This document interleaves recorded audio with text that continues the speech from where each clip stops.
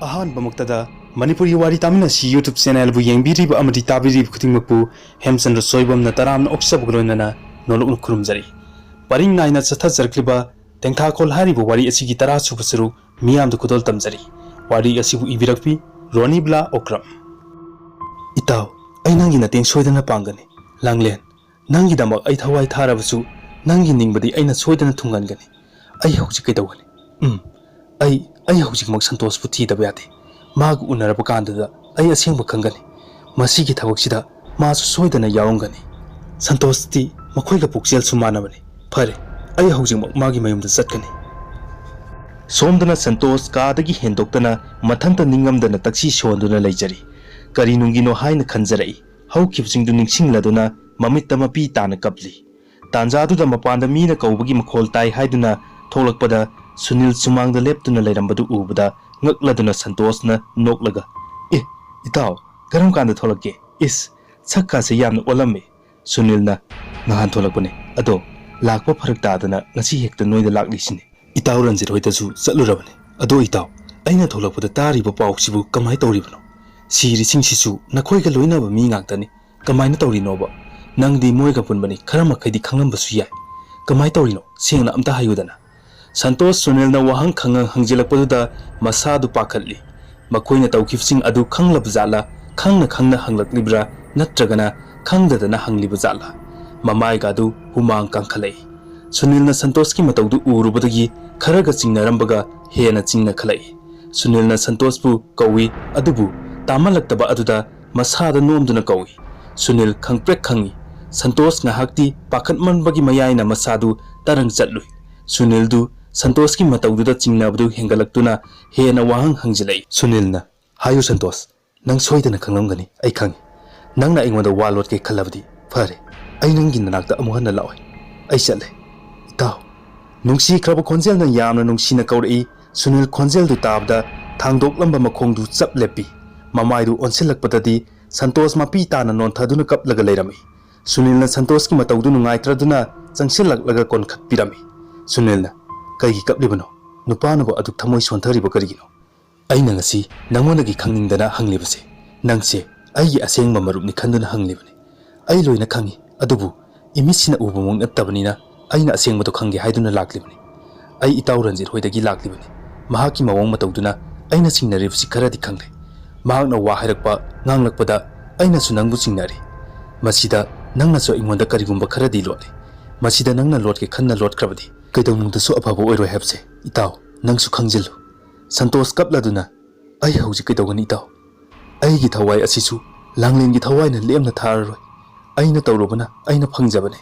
ꯑꯩ ꯋꯥ ꯂꯣꯠꯂꯔꯣꯏ ꯑꯩꯅ ꯂꯤꯒꯗꯧꯔꯤꯕ ꯋꯥꯔꯤꯁꯤꯗ ꯅꯪ ꯑꯩꯕꯨꯗꯤ ꯂꯥꯟꯅ ꯁꯣꯏꯗꯅ ꯈꯟꯈ꯭ꯔꯅꯤ ꯑꯩꯅꯗꯤ ꯐꯅꯌꯥꯝ ꯍꯥꯏꯖꯕꯅꯤ ꯃꯔꯨꯞ ꯑꯣꯏꯅ ꯇꯤꯟꯅꯔꯒ ꯑꯗꯨꯒꯨꯝꯕ ꯇꯧꯕꯗꯨ ꯐꯠꯇꯦ ꯍꯥꯏꯕꯗ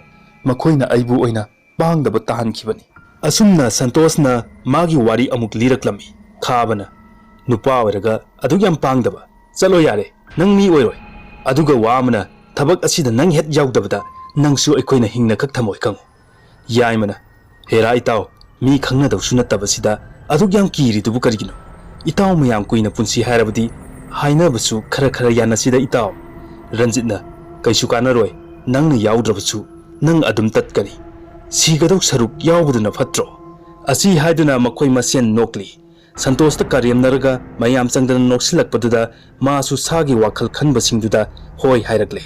ꯁꯟꯇꯣꯁꯅ ꯍꯣꯏ ꯍꯥꯏꯕꯗꯨꯗ ꯃꯌꯥꯝꯁꯨ ꯑꯃꯠꯇ ꯑꯣꯏꯅ ꯌꯥꯅꯔꯦ ꯂꯥꯡꯂꯦꯟꯒ ꯔꯣꯍꯤꯠꯀ ꯎꯟꯅꯕꯒꯤ ꯂꯥꯡꯂꯦꯟꯅ ꯊꯣꯛꯈꯤꯕꯗꯨ ꯁꯟꯇꯣꯁꯀꯗꯤ ꯌꯨꯝ ꯅꯛꯅꯕꯅꯤꯅ ꯎꯍꯧꯔꯦ ꯃꯌꯥꯝꯗ ꯄꯥꯎ ꯄꯤꯗꯨꯅ ꯇꯥꯟꯖꯥ ꯆꯥꯔꯦ ꯍꯥꯏꯅꯔꯗꯨꯅ ꯃꯈꯣꯏ ꯍꯧꯅꯗꯨꯅ ꯂꯥꯡꯂꯦꯟꯒ ꯔꯣꯍꯤꯠꯀ ꯂꯩꯔꯤꯕ ꯑꯗꯣꯝꯗ ꯂꯥꯛꯂꯦ ꯑꯁꯤ ꯍꯥꯏꯔꯒ ꯁꯟꯇꯣꯁ ꯃꯄꯤꯗꯨ ꯇꯩꯊꯣꯛꯇꯨꯅ ꯍꯧꯈꯤꯕꯁꯤꯡꯗꯨ ꯑꯃꯠꯇ ꯆꯤꯊꯗꯅ ꯇꯝꯂꯤ ꯂꯥꯡꯂꯦꯟꯅ ꯂꯩꯈꯤꯗ꯭ꯔꯕ ꯃꯇꯨꯡꯗ ꯑꯣꯏꯔꯛꯈꯤꯕ ꯑꯀꯤꯕ ꯀꯌꯥꯁꯤꯡ ꯑꯗꯨꯁꯨ ꯑꯃꯠꯇ ꯆꯤꯊꯗꯅ ꯇꯝꯂꯤ ꯂꯥꯡꯂꯦꯟꯗ ꯑꯣꯠꯄꯤꯈꯤꯕ ꯃꯤꯍꯥꯠꯊꯤꯅ ꯍꯥꯠꯈꯤꯕꯒꯤ ꯋꯥꯔꯤꯗꯨ ꯇꯥꯕꯗ ꯁꯨꯅꯤꯜ ꯐꯝꯂꯝꯕꯗꯒꯤ ꯐꯨꯛ ꯍꯧꯒꯠꯇꯨꯅ ꯃꯈ꯭ꯌꯥꯠꯇꯨ ꯆꯤꯛꯂꯒ ꯃꯃꯤꯠꯇꯨ ꯉꯥꯛꯁꯪ ꯉꯥꯡꯅ ꯁꯟꯇꯣꯁꯇ ꯌꯦꯡꯂꯛꯏ ꯁꯟꯇꯣꯁꯁꯨ ꯁꯨꯅꯤꯜꯅ ꯌꯦꯡꯂꯛꯂꯤꯕꯒꯤ ꯃꯔꯝ ꯈꯪꯏ ꯁꯟꯇꯣꯁꯅ ꯏꯇꯥꯎ ꯑꯩꯕꯨ ꯑꯃꯨꯛꯇ ꯉꯥꯛꯄꯤꯌꯨ ꯑꯩ ꯍꯧꯖꯤꯛꯇꯤ ꯅꯈꯣꯏꯅ ꯄꯥꯝꯕ ꯗꯟꯗꯤꯁꯤꯡꯗꯣ ꯑꯩ ꯏꯁꯥꯅ ꯌꯥꯅ ꯂꯧꯖꯔꯒꯦ ꯃꯈꯨ ꯀꯨꯟꯊꯔꯒ ꯁꯨꯅꯤꯜꯒꯤ ꯃꯈꯣꯡꯗ ꯀꯣꯜꯂꯒ ꯀꯞꯄꯛꯏ ꯁꯨꯅꯤꯜꯁꯨ ꯁꯥꯎꯅꯤꯡꯂꯝꯕ ꯑꯗꯨ ꯁꯟꯇꯣꯁꯀꯤ ꯃꯇꯧꯗꯨꯗ ꯀꯔꯤꯁꯨ ꯍꯥꯏꯕ ꯉꯝꯖꯔꯝꯗꯦ꯫ ꯁꯨꯅꯤꯜꯁꯨ ꯊꯥꯖꯩ ꯐꯠꯇꯕ ꯂꯝꯕꯤ ꯑꯁꯤꯗ ꯁꯟꯇꯣꯁ ꯃꯁꯥꯅ ꯌꯥꯅ ꯀꯔꯤꯁꯨ ꯌꯥꯎꯔꯝꯂꯣꯏ ꯍꯥꯏꯕ꯫ ꯏꯄꯪ ꯄꯪꯖꯕ ꯁꯟꯇꯣꯁꯅꯤ, ꯃꯤ ꯑꯃꯅ ꯍꯥꯏꯕꯗ ꯍꯣꯏ ꯍꯥꯏꯔꯒꯇ ꯂꯩꯖꯕꯅꯤ꯫ ꯁꯨꯅꯤꯜꯅ ꯁꯟꯇꯣꯁꯄꯨ ꯆꯤꯡꯈꯠꯄꯤꯗꯨꯅ ꯁꯨꯅꯤꯜꯅ ꯁꯟꯇꯣꯁꯀꯤ ꯂꯦꯡꯖꯨꯝꯗ ꯃꯈꯨꯠꯇꯨꯅ ꯄꯣꯞ ꯄꯣꯞ ꯊꯥꯔꯝꯂꯒ ꯁꯨꯅꯤꯜ ꯀꯥꯗꯨꯗꯒꯤ ꯊꯣꯛꯈꯤ꯫ ꯁꯟꯇꯣꯁꯁꯨ ꯁꯨꯅꯤꯜ ꯆꯠꯈꯤꯕ ꯃꯥꯏꯀꯩ ꯅꯤꯡꯉꯝꯗꯅ ꯌꯦꯡꯗꯨꯅ ꯂꯩꯍꯧꯔꯤ꯫ ꯁꯨꯅꯤꯜꯁꯨ ꯃꯌꯨꯝꯗ ꯌꯧꯔꯗꯨꯅ ꯀꯥꯗ ꯆꯪꯂꯒ ꯄꯦꯟꯅ ꯀꯞꯆꯔꯤ꯫ ꯏꯇꯥꯎ, ꯑꯩ ꯀꯩꯗꯧ ꯍꯥꯏꯕꯅꯣ? ꯑꯩꯅ ꯀꯔꯤ ꯇꯧꯔꯒ ꯅꯪꯅ ꯄꯦꯟꯒꯗꯒꯦ? ꯑꯩ ꯈꯟꯐꯝ ꯈꯪꯗ꯭ꯔꯦ ꯏꯇꯥꯎ꯫ ꯂꯥꯡꯂꯦꯟ, ꯅꯪ ꯑꯩꯕꯨ ꯋꯥꯔꯧꯒꯅꯨꯀꯣ꯫ ꯃꯇꯝ ꯆꯥꯅ ꯅꯈꯣꯏꯒꯤ ꯃꯇꯦꯡ ꯄꯥꯡꯕ ꯉꯝꯈꯤꯗꯦ ꯍꯥꯏꯗꯨꯅ ꯑꯩ ꯁꯣꯏꯗꯅ ꯅꯪꯒꯤ ꯅꯇꯦꯡꯗꯤ ꯑꯩ ꯄꯥꯡꯈꯤꯅꯤꯌꯦ ꯂꯥꯡꯂꯦꯟ꯫ ꯁꯨꯅꯤꯜ ꯄꯦꯟꯗꯕ ꯀꯌꯥꯒ ꯂꯣꯏꯅꯅ ꯀꯞꯇꯨꯅ ꯂꯩꯔꯤ꯫ ꯃꯇꯝ ꯈꯔ ꯍꯧꯈ꯭ꯔꯦ꯫ ꯀꯨꯂꯔꯅ ꯍꯥꯏꯕ ꯃꯇꯝꯗꯨꯗꯤ ꯌꯧꯁꯤꯜꯂꯛꯂꯦ꯫ ꯑꯃꯝ ꯑꯊꯦꯡ ꯍꯜꯂꯛꯄ ꯅꯨꯄꯥ ꯅꯨꯄꯤ ꯀꯌꯥꯅ ꯅꯨꯄꯤ ꯑꯃ ꯂꯝꯕꯤꯗ ꯆꯠꯄ ꯑꯀꯤ ꯑꯈꯪ ꯇꯧꯔꯛꯄ ꯀꯌꯥꯗꯨꯅ ꯑꯃꯗꯒꯤ ꯑꯃꯗ ꯃꯊꯪ ꯃꯊꯪ ꯆꯤꯕꯣꯟ ꯆꯤꯕꯣꯟ ꯉꯥꯡꯅꯕ ꯍꯧꯔꯛꯂꯦ꯫ ꯁꯨꯅꯤꯜꯗꯤ ꯊꯣꯛꯂꯛꯂꯤꯕ ꯑꯀꯤꯕ ꯊꯧꯗꯣꯛ ꯀꯌꯥꯗꯨ ꯂꯥꯡꯂꯦꯟꯒꯤ ꯊꯋꯥꯏ ꯑꯣꯏꯔꯝꯒꯗ꯭ꯔꯥ ꯈꯜꯂꯤ꯫ ꯑꯗꯨꯕꯨ ꯂꯥꯡꯂꯦꯟꯒꯤ ꯊꯋꯥꯏ ꯑꯣꯏꯕ ꯇꯥꯔꯕꯗꯤ ꯃꯁꯥꯗ ꯁꯥꯃꯤꯜ ꯈꯔꯗꯤ ꯐꯪꯐꯝ ꯊꯣꯛꯏ ꯈꯜꯂꯤ꯫ ꯑꯗꯨꯕꯨ ꯑꯃꯨꯛꯇꯪꯗꯤ ꯁꯨꯅꯤꯜꯅ ꯊꯦꯡꯅꯔꯕꯗꯤ ꯈꯜꯂꯗꯨꯅ ꯇꯥꯟꯖꯥ ꯉꯥꯏꯗꯨꯅ ꯂꯩꯔꯤ꯫ ꯁꯣꯝꯗꯗꯤ ꯔꯟꯖꯤꯠ ꯊꯣꯛꯂꯤꯕ ꯅꯨꯄꯤꯗꯨ ꯀꯨꯂꯔꯅ ꯍꯥꯏꯈꯤꯕ ꯊꯋꯥꯏꯗꯨꯅꯤ ꯍꯥꯏꯕ ꯈꯪꯂꯕꯅꯤ꯫ ꯔꯟꯖꯤꯠꯇꯤ ꯅꯨꯃꯤꯗꯥꯡꯒꯤ ꯃꯇꯝꯗ ꯃꯄꯥꯜ ꯊꯣꯛꯀꯅꯨ ꯍꯥꯏꯕꯗꯒꯤ ꯔꯟꯖꯤꯠꯁꯨ ꯅꯨꯃꯤꯠ ꯇꯥꯈꯤꯕꯗꯒꯤ ꯃꯪꯒꯣꯜ ꯐꯥꯎꯊꯣꯛꯂꯝꯗꯦ꯫ ꯈꯨꯜꯗꯨꯒꯤ ꯃꯤꯑꯣꯏꯁꯤꯡꯁꯨ ꯃꯤꯑꯣꯏ ꯈꯔ ꯊꯋꯥꯏꯗꯨꯅ ꯊꯦꯡꯅꯔꯨꯕꯗ ꯂꯥꯏꯀꯠꯅꯕ ꯌꯥꯎꯕ, ꯁꯤꯕ ꯌꯥꯎꯔꯛꯄꯗꯒꯤ ꯀꯤꯕ ꯄꯥꯈꯠꯅꯔꯛꯇꯨꯅ ꯅꯨꯃꯤꯠ ꯍꯦꯛ ꯇꯥꯔꯛꯄꯗꯒꯤ ꯌꯨꯝꯗꯒꯤ ꯃꯄꯥꯟ ꯊꯣꯛꯅꯈꯤꯗ꯭ꯔꯦ꯫ ꯅꯣꯡꯃꯗꯤ ꯁꯟꯇꯣꯁ ꯃꯃꯥꯟꯅꯕ ꯑꯃꯒꯤ ꯂꯨꯍꯣꯡꯕ ꯆꯠꯂꯨꯕꯗꯒꯤ ꯈꯔ ꯊꯦꯡꯗꯣꯛꯈ꯭ꯔꯦ꯫ ꯃꯃꯥꯟꯅꯕ ꯈꯔꯒ ꯆꯠꯃꯤꯟꯅꯕꯅꯤ, ꯃꯥꯒꯤ ꯌꯨꯝꯗ ꯂꯩꯍꯧꯅꯔꯕꯅꯤꯅ ꯃꯥ ꯈꯛꯇ ꯉꯥꯏꯍꯧꯔꯦ꯫ ꯃꯈꯣꯏꯒꯤ ꯌꯨꯝꯁꯨ ꯈꯔ ꯃꯅꯨꯡ ꯍꯟꯖꯤꯟꯕꯅꯤꯅ ꯃꯇꯣꯝꯇ ꯆꯠꯄ ꯇꯥꯔꯝꯃꯤ꯫ ꯁꯟꯇꯣꯁ ꯃꯈꯣꯏꯒꯤ ꯈꯨꯜꯗꯨ ꯂꯥꯟꯗꯨꯅ ꯆꯠꯄꯗꯨ ꯀꯤꯗꯤ ꯀꯤ, ꯆꯠꯇꯕꯗꯤ ꯌꯥꯗꯕꯅꯤꯅ ꯒꯥꯔꯤ ꯃꯆꯥꯗꯨ ꯀꯟꯅ ꯊꯧꯔꯒ ꯂꯥꯛꯏ꯫ ꯑꯁꯨꯝ ꯒꯥꯔꯤ ꯊꯧꯔꯛꯄꯅ ꯃꯈꯣꯏꯒꯤ ꯃꯌꯨꯝ ꯌꯧꯒꯗꯕ ꯂꯝꯍꯥꯡ ꯃꯇꯦꯛꯇꯨ ꯌꯧꯁꯤꯜꯂꯛꯄꯗ ꯁꯟꯇꯣꯁ ꯃꯁꯥꯗꯨ ꯅꯨꯡꯁꯤꯠ ꯑꯁꯥꯕ ꯈꯪꯉꯤ ꯌꯩꯔꯛꯏ꯫ ꯑꯁꯥꯕ ꯅꯨꯡꯁꯤꯠꯇꯨꯅ ꯌꯩꯔꯛꯄꯗ ꯁꯟꯇꯣꯁ ꯃꯁꯥꯗꯨ ꯇꯨ ꯆꯨꯡꯈꯤꯕ ꯈꯪꯍꯧꯗꯦ꯫ ꯁꯟꯇꯣꯁ ꯍꯩꯅꯗ ꯒꯥꯔꯤꯗꯨ ꯊꯧꯔꯛꯄꯅ ꯂꯝꯍꯥꯡꯗꯨꯒꯤ ꯃꯌꯥꯏ ꯍꯦꯛ ꯌꯧꯔꯛꯄꯒ ꯒꯥꯔꯤꯒꯤ ꯃꯩ ꯁ꯭ꯇꯥꯔꯠꯇꯨ ꯈꯪꯃꯨꯠ ꯃꯨꯠꯈꯤ꯫ ꯈꯔꯒ ꯃꯝꯕꯒ ꯂꯥꯏꯠꯇꯨꯁꯨ ꯃꯨꯠꯈꯤꯕꯒ ꯈꯔꯒ ꯀꯤꯕꯒ ꯁꯟꯇꯣꯁ ꯄ꯭ꯔꯞ ꯀꯨꯝꯊꯗꯨꯅ ꯒꯥꯔꯤꯗꯨ ꯐꯣꯟꯒꯤ ꯐ꯭ꯂꯥꯁ ꯊꯥꯟꯗꯨꯅ ꯁꯦꯝꯅꯕ ꯍꯣꯠꯅꯔꯤ꯫ ꯀꯗꯥꯏꯗ ꯌꯥꯗ꯭ꯔꯤꯕꯅꯣ ꯍꯥꯏꯗꯨꯅ ꯄꯥꯛꯊꯔꯒ ꯀꯣꯏꯌꯦꯡ ꯌꯦꯡꯂꯤ꯫ ꯇꯥꯟꯖꯥꯗꯨꯗ ꯅꯥꯁꯣꯟ ꯄꯤꯛꯅ ꯅꯨꯄꯤꯒꯤ ꯈꯣꯟꯖꯦꯜꯅ ꯁꯟꯇꯣꯁ ꯍꯥꯏꯅ ꯀꯧꯔꯛꯏ꯫ ꯁꯟꯇꯣꯁ ꯀꯧꯔꯛꯂꯤꯕ ꯈꯣꯟꯖꯦꯜꯗꯨ ꯇꯥꯕꯗ ꯁ꯭ꯋꯥꯏ ꯂꯥꯎꯏ ꯅꯥꯀꯟ ꯅꯥꯀꯟꯗ ꯃꯃꯥꯏꯗꯨ ꯍꯨꯠ ꯍꯨꯠ ꯂꯩꯗꯨꯅ ꯌꯦꯡꯂꯛꯏ꯫ ꯑꯗꯨꯕꯨ ꯀꯅꯥꯁꯨ ꯂꯩꯕꯒꯤ ꯁꯥꯃꯤꯟ ꯐꯪꯗꯦ꯫ ꯅꯨꯡꯁꯤꯠ ꯁꯤꯠꯄꯗꯨꯗ ꯚꯥꯞ ꯑꯣꯏꯔ ꯃꯥꯜꯂꯦ ꯈꯜꯂꯗꯨꯅ ꯒꯥꯔꯤꯗꯨꯗ ꯑꯃꯨꯛ ꯃꯃꯥꯏ ꯑꯣꯟꯁꯤꯜꯂꯛꯏ꯫ ꯒꯥꯔꯤꯗꯨ ꯌꯦꯡꯂꯨꯕꯗꯗꯤ ꯊꯥꯎꯒꯤ ꯄꯝꯒꯤ ꯃꯔꯤꯗꯨ ꯇꯠꯂꯒ ꯂꯩꯔꯝꯃꯤ꯫ ꯁꯤꯗꯤ ꯀꯝꯗꯧꯅꯤ? ꯍꯣꯏꯗ, ꯌꯧꯗꯧꯔꯤꯁꯤꯕꯨ ꯏꯜꯂꯒ ꯍꯦꯛ ꯆꯠꯄ ꯑꯗꯨꯅꯤ꯫ ꯑꯁ, ꯑꯗꯨꯕꯨ ꯀꯤꯗꯤ ꯀꯤꯈ꯭ꯔꯦꯗ꯫ ꯆꯠꯇꯧ ꯂꯝꯕꯤꯁꯤꯒꯤ ꯃꯐꯝꯗꯨꯅꯤ꯫ ꯁꯟꯇꯣꯁ ꯎꯄꯥꯏ ꯂꯩꯇ ꯒꯥꯔꯤꯗꯨ ꯏꯜꯂꯒ ꯂꯥꯛꯄ ꯇꯥꯔꯝꯃꯤ꯫ ꯒꯥꯔꯤꯗꯨ ꯑꯁꯨꯝ ꯏꯜꯂꯛꯄꯗ ꯃꯍꯥꯛꯀꯤ ꯑꯣꯏꯔꯣꯝꯗ ꯃꯤ ꯑꯃꯁꯨ ꯆꯠꯄꯒꯨꯝ ꯇꯧꯔꯤ꯫ ꯁꯟꯇꯣꯁ ꯀꯅꯥꯅꯣ ꯍꯥꯏꯗꯨꯅ ꯀꯤꯅ ꯐꯠ ꯑꯣꯟꯊꯣꯛꯂꯨꯕꯗ ꯀꯅꯥꯁꯨ ꯂꯩꯔꯝꯗꯦ꯫ ꯒꯥꯔꯤꯗꯨ ꯈꯔ ꯊꯨꯅ ꯏꯜꯂꯒ ꯆꯦꯟꯆꯠ ꯆꯠꯂꯤ꯫ ꯁꯟꯇꯣꯁ ꯃꯌꯨꯝ ꯌꯧꯒꯗꯧꯕ ꯌꯥꯝꯅ ꯂꯥꯞꯇ꯭ꯔꯕꯅꯤ, ꯑꯗꯨꯕꯨ ꯌꯧꯕ ꯅꯥꯏꯔꯝꯗꯦ꯫ ꯃꯇꯣꯝꯇ ꯑꯃꯨꯛ ꯈꯜꯂꯤ, ꯂꯝꯄꯥꯛꯁꯤꯕꯨ ꯂꯣꯏꯕ ꯅꯥꯏꯗꯦ, ꯃꯪꯒ ꯃꯝꯃꯦ꯫ ꯑꯁꯨꯝꯅ ꯋꯥꯈꯜ ꯈꯜꯅ ꯂꯥꯛꯄꯗ ꯒꯥꯔꯤꯗꯨ ꯏꯜꯂꯝꯕꯗꯒꯤ ꯈꯪꯂꯨꯝ ꯂꯨꯝꯂꯛꯏ꯫ ꯇꯥꯟꯖꯥꯁꯤꯗ ꯒꯥꯔꯤ ꯆꯨꯡꯁꯤꯠ ꯑꯃꯨꯛ ꯌꯥꯎꯔꯛꯇ꯭ꯔꯤꯕ ꯖꯥꯠꯂꯥ? ꯒꯥꯔꯤꯗꯨ ꯑꯃꯨꯛ ꯈꯥꯝꯗꯨꯅ ꯄꯥꯛꯊꯗꯨꯅ ꯌꯦꯡꯂꯤꯉꯩꯗ ꯁꯟꯇꯣꯁꯀꯤ ꯇꯨꯡꯗ ꯃꯤ ꯑꯃ ꯂꯩꯕꯗꯧꯅ ꯁꯣꯔ ꯆꯥꯎꯅ ꯍꯣꯟꯕ ꯃꯈꯣꯜ ꯇꯥꯔꯛꯏ꯫ ꯁꯟꯇꯣꯁ ꯃꯗꯨ ꯇꯥꯕꯗ ꯃꯈꯥꯗ ꯅꯨꯡꯁꯤꯠ ꯍꯣꯕ꯭ꯔꯥꯅ ꯄꯥꯛꯊꯔꯝꯕꯗꯨ ꯁꯣꯔ ꯍꯣꯜꯂꯤꯕ ꯑꯗꯣꯝꯗ ꯃꯃꯥꯏꯗꯨ ꯀꯤꯅ ꯃꯃꯤꯠꯇꯨ ꯆꯦꯖꯦꯠ ꯎꯏꯁꯤꯜꯂꯒ ꯂꯩꯁꯤꯜꯂꯛꯏ꯫ ꯃꯃꯤꯠꯇꯨ ꯇꯞꯅ ꯄꯥꯡꯂꯛꯄ ꯃꯇꯝꯗꯗꯤ ꯀꯅꯥꯁꯨ ꯂꯩꯔꯝꯗꯦ꯫ ꯑꯁꯨꯝꯅ ꯋꯥꯈꯜ ꯈꯟꯅ ꯂꯥꯛꯄꯗ ꯒꯥꯔꯤꯗꯨ ꯏꯜꯂꯝꯕꯗꯒꯤ ꯈꯪꯂꯨꯝ ꯂꯨꯝꯂꯛꯏ꯫ ꯃꯇꯣꯝꯇ ꯑꯃꯨꯛ ꯈꯜꯂꯤ, ꯒꯥꯔꯤꯗꯨ ꯅꯨꯡꯁꯤꯠ ꯌꯥꯎꯗ꯭ꯔꯕ ꯖꯥꯠꯂꯥ ꯍꯥꯏꯅ꯫ ꯒꯥꯔꯤꯗꯨ ꯑꯃꯨꯛ ꯈꯥꯝꯗꯨꯅ ꯄꯥꯛꯊꯗꯨꯅ ꯌꯦꯡꯂꯤꯉꯩꯗ ꯁꯟꯇꯣꯁꯀꯤ ꯇꯨꯡꯗ ꯃꯤ ꯂꯩꯕꯗꯧꯅ ꯁꯣꯔ ꯆꯥꯎꯅ ꯍꯣꯟꯕ ꯃꯈꯣꯜ ꯇꯥꯔꯛꯏ꯫ ꯁꯟꯇꯣꯁ ꯃꯗꯨ ꯇꯥꯕꯗ ꯃꯈꯥꯗ ꯅꯨꯡꯁꯤꯠ ꯍꯣꯕ꯭ꯔꯥꯅ ꯄꯥꯛꯊꯔꯝꯕꯗꯨ ꯁꯣꯔ ꯍꯣꯜꯂꯤꯕ ꯑꯗꯣꯝꯗ ꯃꯃꯥꯏꯗꯨ ꯀꯤꯅ ꯃꯃꯤꯠꯇꯨꯁꯨ ꯆꯦꯖꯦꯠ ꯎꯏꯁꯤꯜꯂꯒ ꯂꯩꯁꯤꯜꯂꯛꯏ꯫ ꯃꯃꯤꯠꯇꯨ ꯇꯞꯅ ꯄꯥꯡꯂꯛꯄ ꯃꯇꯝꯗꯗꯤ ꯀꯅꯥꯁꯨ ꯂꯩꯔꯝꯗꯦ꯫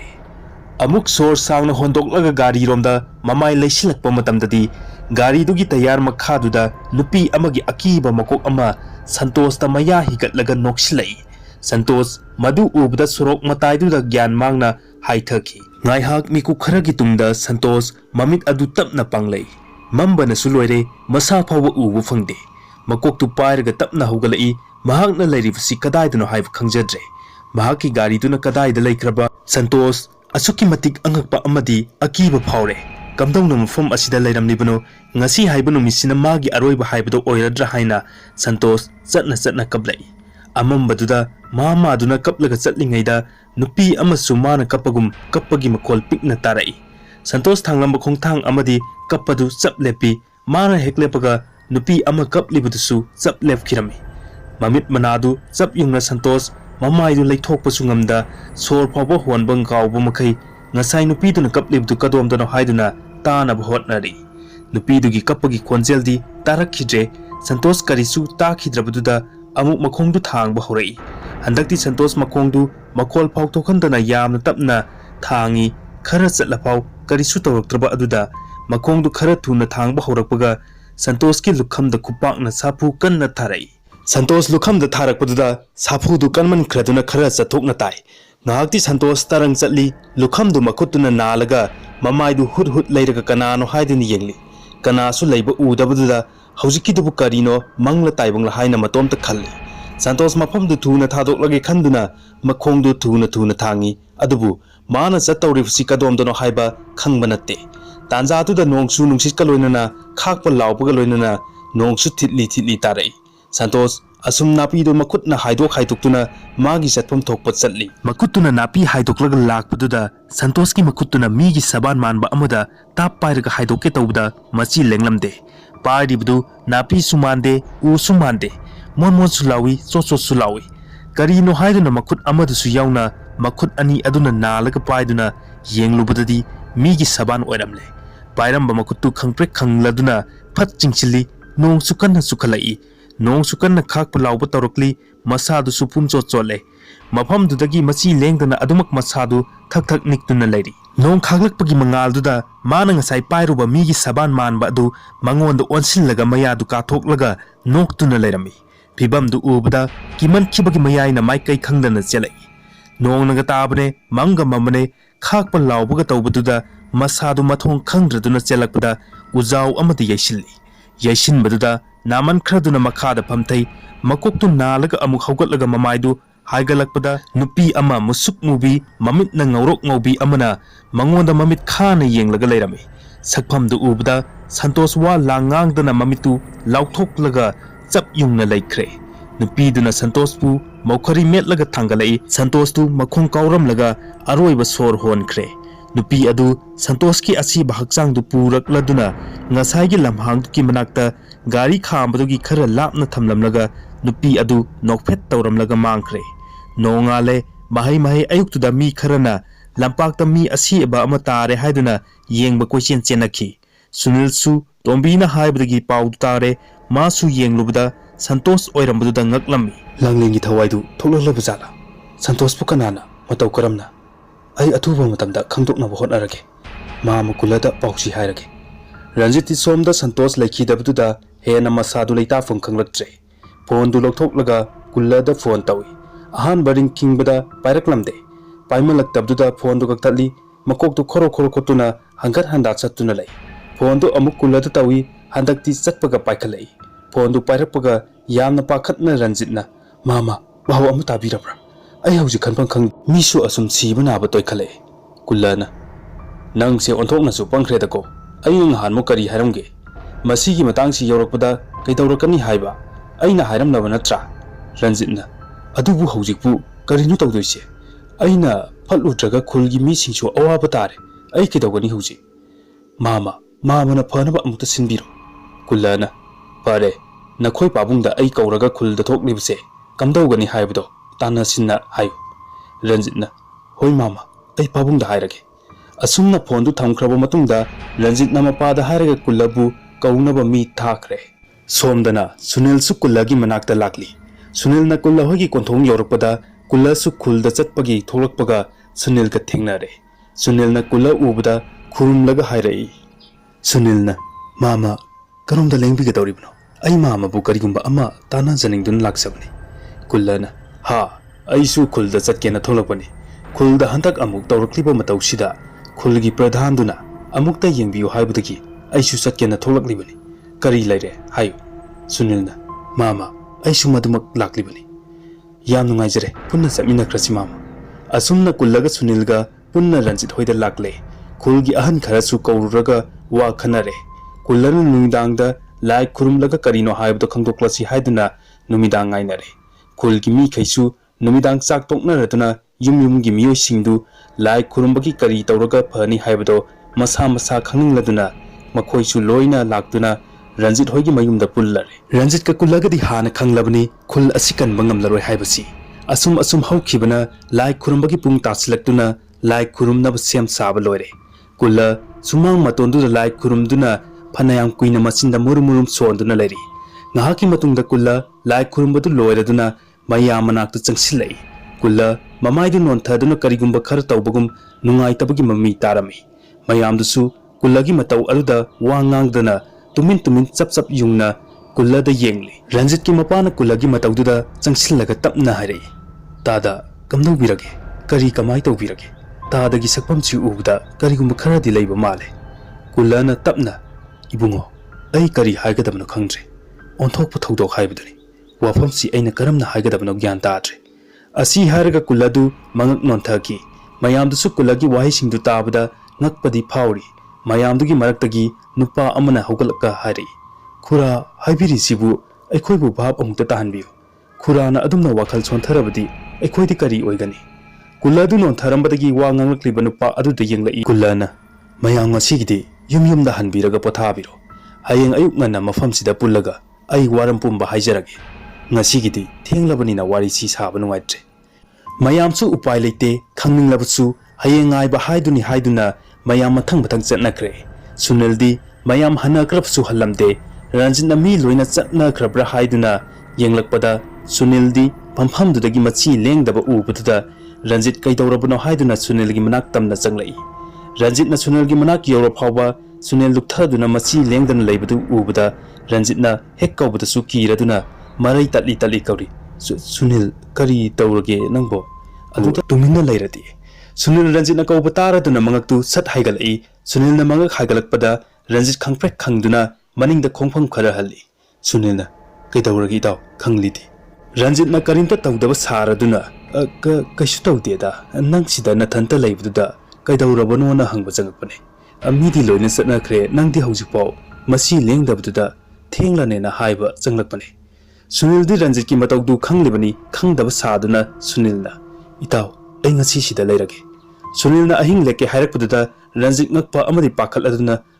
kaigi no haise hoi yaye itawna ahing lekpadabu kaigi yaroidino hoi leklasi lao imung changlasi Sunil di Ranjit ki matawduda adubu tumina kaisu khangdaba saduna imung du changminarai Ranjit ka Sunil ka punna changminarakpadu ubuda kulla phamlambadagi sauna phuk hogalai Ranjit mapasu kullana Ranjit nangna tawribasi karino Ranjit kullana haraklibdu wadu bhab tai adubu karamna di phongna hairuni Ranjit na khumge tawringaida Sunil na phat khumlai ama sumdawbane ai ngasidi yumda hanbado yamna kiraba aduga ngasi se yumgi misu amata su laktre aduna itawgida ahing lektabasu kuire ngasi dangdi leirage khaladun leijarabani mama amadi pabung hoina nungaitre haragana ai adum yaujakrage asi haraga mamai leiraga makhongdu thangba hoge tawbaga ngaikoibungo ahing sitengle haying oina hekwa tanaraga halo Ranjit kullada phat yengai kullasu Ranjit ta yengduna karisu khallunu haibagum mangaktu ilai Sunil su amuk changlaktuna Ranjit ki kada changminarai Ranjit wa amata ngangdana tuminna lei Sunil su tuminna leirabadi yararoi khalladna wa hautorai itaw ai wa ama haige nang aingonda wa di lotkanu aise nangi asengba marumni khalamdrabadi ain haidoribu wa sida nang lotke khangani aidi itawbu aigi asengba marumni haina khalli Ranjit Sunil na haraklibdu ngakna yengduna leiri Sunil na amuk makha tarai ai pauloina tare adubu thokrabdi thokre haifet noksinaduna aidi itawsi thauna yam lei thagatlibani as itaw ai yahudabsidi chaihe handaki matangsidi ai itaw nangonda khara warawai Ranjit Sunil na haibo wadu madi pangbanina karino haibudu khangjaba natte ngakna yenglambadu nofet tawduna sor sangna hondoi as itaw adugi oire aisi nga haige khanbaneba aduda itawdi itaw rohit ki yamna chana jaba oibuda ai su nangonda haibudu chingnaba ado itaw nang adugi sawdo sawranuba Ranjit ti haukhiba langlenga rohit ka hatpagi thokdok langlenda otkhiba singdu Sunil da karisu chingnadana nok tan tamli Sunil di wari du taba ngamdraduna makhut khutum taraga makhya chituna mapi ira chelaga khangli mapi tusu taraktana ba haiduna nongthakta nong yengkhatlaga khangli Ranjit ti Sunil gi mamangda leiraga nakan amada onthokuna wari du liribani Ranjit na itaw nang warauganaba ai matungdadi adum hairamlage nang hauge khallurabasu kadaidagi nangdi rohit ka langlen gada loinai do aduda aisu haurubada aikhoi oina khudong thigadrana hauramdabaneba sunil noksin aduna is nang khangbiriba lukhrabi masadubu aina ka yam hainanaga loinaba maliro yamna tan khrajani ko maga loinarisi ado haukradi haukre handak langlen gi thawai thola ambadagi fajinkre kamai tawdino amuk thola isina Ranjit sakpam khangan hanjili Sunil gi wahang duda Ranjit na kaino adugi wadu aisu khalam libani haying amuk ayukta ma makulaga wari sanarsi farese tumna batawrasira Sunil su wadu kari su makha tadre phamung changduna tumna basyam sari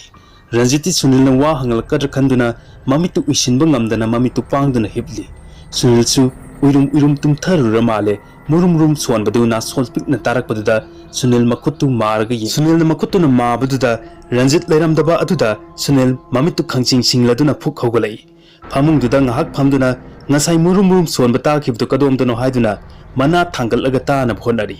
thangnaba kada wari sanabagi makol tarai Sunil tapna haugalaga thong tamna lai mana kongdu thongduda ngasinduna thamme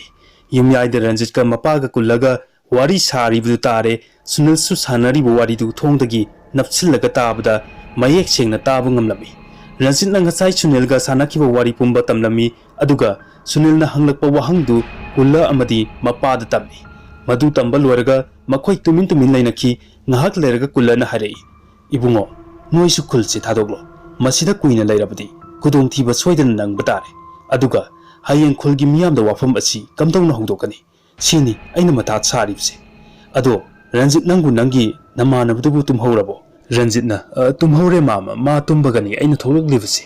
kullana fare chango tumjaruro thengle hayeng khulgi miyamsu nganna laknarani tumba changnabagi haugan arakpagi makhol tarakpada ngasai makai thongda lummaga taramba Sunildu hanagi tumphamda prop chensinduna tumba amuk sakre Ranjit ki mapana changage haidun haugalaga amuk mamai leisilai ado tada aina khangingba ma kullana hayutasi tada na ngasai lai khurum luraga nuksung nungjanarga tholakpado madubu karigino aduga khol thadoktrabdi kudong thigani harifsina kamdauba aidi kari karamba thodokno nanaw gyan tajadre aise adu hange tawbaga wari ataiga adum kawrure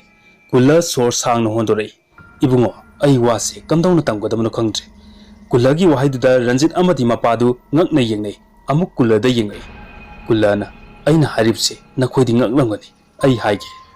handaki thaudok asida langlen sidringai numit humni walingaida hauji thokliba thawai nupi asi nupa kharana nupi gi ikai khumnariba izatpu hanjin karisu pijadana numit nini fau thamaga ot naiki nupidu karisu sadrabnina masadu yamna choktharakuda nupa singduna maukhari metuna hatoklaba matungda mafamduna maktada mai thadoki thawai aduna kanada sulaman khumbadi ngamdana kaptuna numit nini humni haujinkre langlen siba numit aduda thawai nupidu langlen hoigi laifamduda lakhi khaba hoi Ranjit hoina tawribudu tawganu haiduna masa singdu paiduna chingge tawbada thawaiduna mi singdugi masa sokpa ngamlamde asumna kullana makha tana wari liraklami atopa thawai aduna yengba ngamjada phamthaduna asiba hakjang rohitta amuk yengduna upai leita masu kapchari langlen bun Ranjit na makokta thombagi lawrakpaduda thawai adusu kanna lawrai langlen aroiba sore khonbaga langlen gi thawai adusu thograkle langlen gi thawaiduna nupidugi thawaiduna phamlaga lairamba aduda wari sare makhoi ani koina unau haiba tamlamdabna makhoi ani na punna leiringaida mathaktagi arangba mangal ama phauraktuna hairei he thawai nakhoi ani loina ba yaroi nakhoi ani di lambi tongalai thawai ani duna amuk punna hairei sakudaba ibungo aikhoi ani di mifatta singsina sarak tambiraga harpibani madugi lamandi nasa aikhoina singjani matau karamna singladage nasa takpiyu nakhoi anina adu yauna laman khumning labadi ai wa haige masigi wa singsi ngakna nakhoi chatkadabani atopa thawai aduda amuk wansillaklaga hairei thawai nangdi laman khumma ngamkhiroi maramdi nahaki thauna sakti adudi ibema asida loina yaukre matam amada mahaki thawai asibu phajin khigani maduda magi mahut silaunaba pangal thauna leitraba thawai amabu kawrakadabani maduda nang chatkadabani mahaki thawai asi phajin baga nangonda mahaki thauna sakti pumba sinnaramgani matamduda nangi apamba pumba pangthoklo asi hairamlaga arangba adu tapna tapna mangkhirami thawai anidu wa ngangnaduna tuminna leirami langlenna ita nang kari sukhanganu matamdu yoraklaba matamda nafamda wa khara sinnajaramge nupiduna hayu karino nangi apamba langlenna aibu phajinkraba matamda khul asi kanasu leiba ngamdanaba hotnabiramu aduga mara leiba mi khak awaba tahanbiu sagi wakhal chenba mi makhaidi amata hingna thambiganu ita aidi mafam sida kuina leigadab sumande aigi tawgadaba ithau singdu pangthoknaba hotnakhige nupiduna nang kari su khanganu ai nangna haiba khuding aina loina pangthokkaniye asi haiduna anidu wari sanaramlaga magi lambi tongan chatnakhre asumna kulana ranjit amadi magi mapada wari asi liraklam masini bungo luribase aisu karamna thawai asi changlaklibano haiba khangde ainadi thawai atopa amabu kawbani aduga mahak oina lakle ranjit ki mapana amu haraklami phare tada haukradi haukre hayengsi mayamda tadana haibdo hairaga yenglasi mayamna kari amu harakkedo yenglasi tadasu waramnani pothana badawbiro asumna tumba changnakhre ranjika mapaga su kari no khara murumum sonari kaadu khitang lapnabanina sunilna makhoi wari sanari budu phajana taba ngamlamde ranjit changlakpagi makhol tabaduda sunil hanagum tumsinnaduna laikre ranjit su changlakpaga sunil da chepthaduna yengai sunil nakhoklaga tumlambaduda ranjit sor sangna hondokladuna ma su phamungda changlaktuna tumthakre matang sida tahanjaribo wari asigi tara suba saruk loisinjare wari asi pathok sabam matamda soiki lankibu yaropsu pumnamak nangakpi haijabu loinana tabiribo amdi yengbiri phutingmakpu hemchandra soibamna amukana khurumjari